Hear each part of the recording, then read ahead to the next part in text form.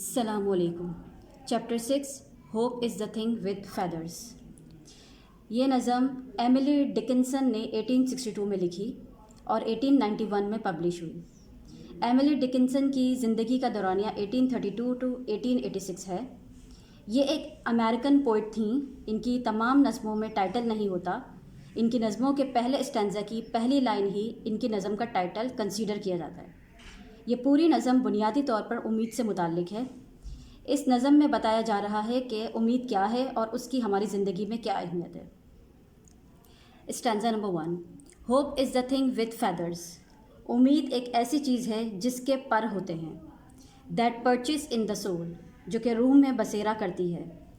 And sings the tune without the words, اور نغمہ گاتی ہے الفاظوں کے بغیر۔ And never stops at all, اور یہ ہرگز نہیں رکتی۔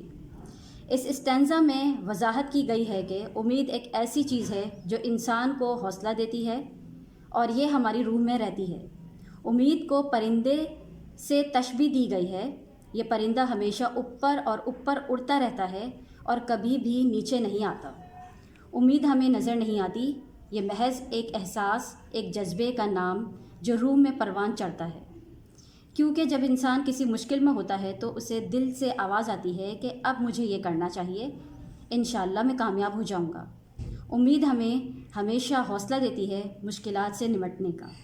ہم نے سنا ہے کہ امید پر ہی دنیا قائم ہے۔ اگر انسان کے پاس امید نہ ہو تو وہ کچھ بھی کرنے کے قابل نہیں ہوتا۔ ہمارے دل میں ہر ایک کے لیے پہلے منفی سوچ آتی ہے، لیکن امید ہمیشہ اس منفی سوچ سے باہر لے آتی ہے اور ہمیشہ بار بار حوصلہ دیتی ہے، آگے بڑھیے، آپ یہ کام کر سکتے ہیں۔ جب انسان پوری طرح سے مایوس ہو جاتا ہے تو اس کی روح میں موجود یہی امید ہوتی ہے جو اس کو حوصلہ دیتی ہے۔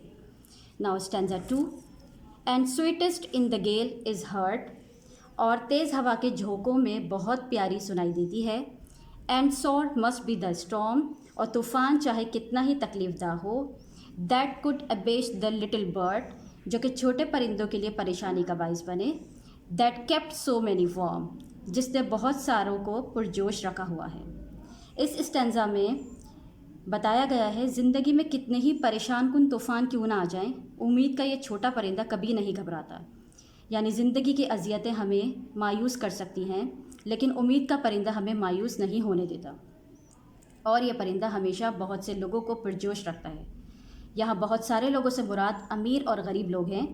امیر اپنی بہت سی خواہشات دولت کے بل بوتے پر حاصل کر سکتے ہیں، لیکن غریبوں کا آخری سہارا یہی امید ہوتی ہے جو انہیں ثابت قدم رکھتی ہے۔ ہم نے یہ بھی سنا ہے کہ حوصلہ راستے میں حائل مضبوط سے مضبوط دیوار کو بھی گرا دیتا ہے۔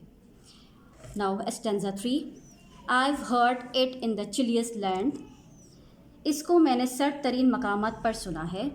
اینڈ آن دا اسٹرینجسٹ سی، اور ایک مضبوط سمندر پر بھی سنا ہے۔ یٹ نیور ان ایکسٹریمٹی، تاہم مصیبت میں کبھی نہیں۔ It asked a crumb of me, اس نے مجھ سے روٹی کا ایک ٹکڑا بھی نہیں مانگا۔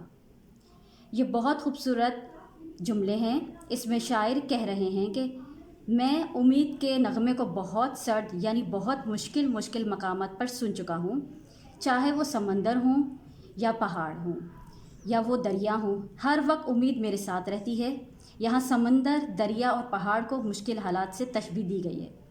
یہاں ایکسٹریمٹی کو مصیبت سے تشبیہ دی گئی ہے۔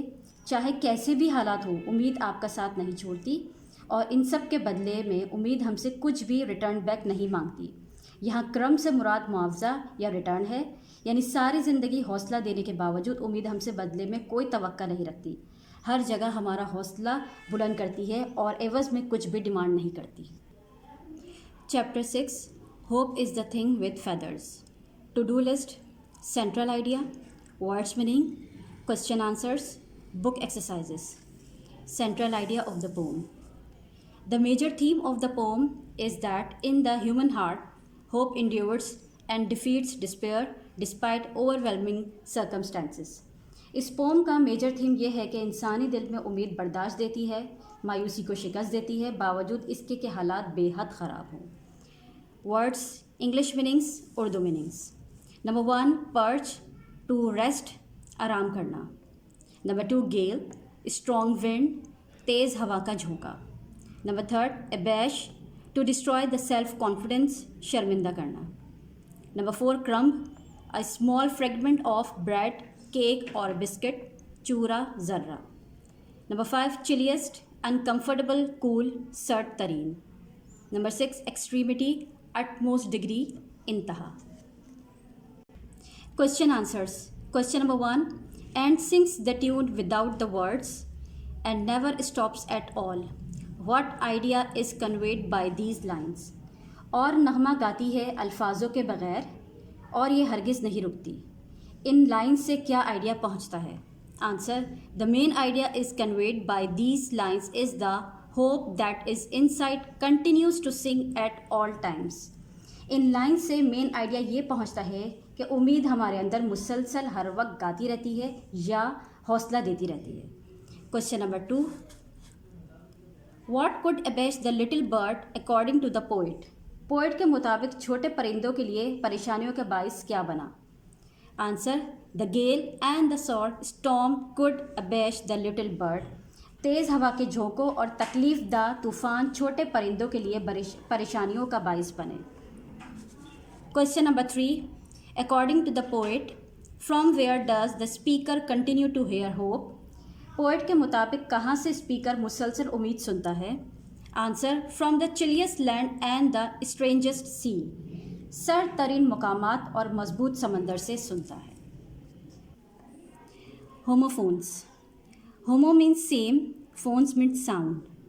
Same sound.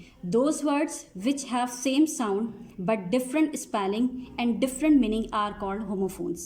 वो words जिनका sound same होता है लेकिन meaning different होती है और spelling different होती है, homophones कहलाते हैं. Like accept, कबूल करना. Will you please accept my invitation to a dinner? क्या आप मेरे डिनर का इन्विटेशन कबूल करेंगे?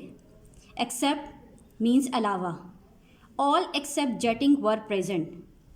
तमाम मौजूद थे जेटिंग के अलावा. Access पहुँच या रसाई. I have no access to my manager.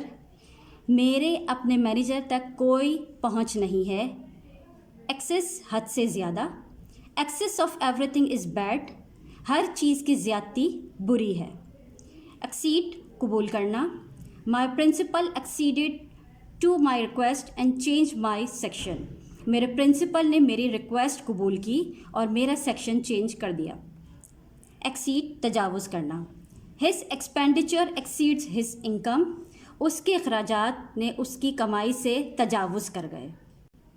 Number 4, advice noun. Advice verb. यहाँ पर डिफरेंस है सी और एस का. एडवाइस जिसमें सी है ये नाउन है, नसीहत. एडवाइस नसीहत करना. बर्थ पैदाइश. बर्थ रेल में सोने की जगह को कहते हैं. नंबर 6, ब्रेक तोड़ना. ब्रेक ब्रेक लगाना, जो बाइसाइकिल में ब्रेक्स मौजूद होते हैं. नंबर 7, करियर माश या रोज़ी. एंड दिस करियर इज़ किसी बोझ को ले जाने वाला. नंबर 8, कास्ट डालना. कास्ट ज़ात. क्लॉथ कपड़ा. क्लॉथ्स लिबास. चेक जायज़ा लेना. चेक बुक में पेज को चेक कहते हैं. डेयर अजीज़. डेयर हिरन. डोज दवा की खुराक. दिस डोज आँख लगना. एलिजिबल काबिल अहल. एलिजिबल जो पढ़ा ना जा सके. Fair Mela. This fair is गाड़ी का किराया. गेट दरवाज़ा. दिस गेट चाल. हर्ट सुना. Hurt river. होल सुराख. होल तमाम. आइडल बेकार. आइडल बुत. लेसन कम करना. दिस लेसन सबक. लूज ढीला. लूज खोना.